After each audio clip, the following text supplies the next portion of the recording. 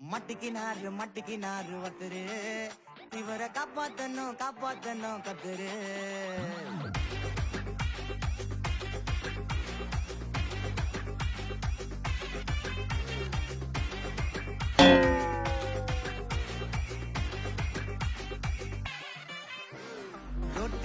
Road கடை குருமா திரும்பி உனக்கு வந்து அச்சுது பாரு கருமா வாஷிங் பவுடர் நிறுமா கொஞ்சம் வாய சுவையும் பொத்துக்கிட்டு இருமா ஓ நல்லமையத்தான் நினைச்சு சிரிமா தக்காளி பிசிக்கி தொட்டு வாங்கிட்டடா செவுத்த போய் நக்கு no.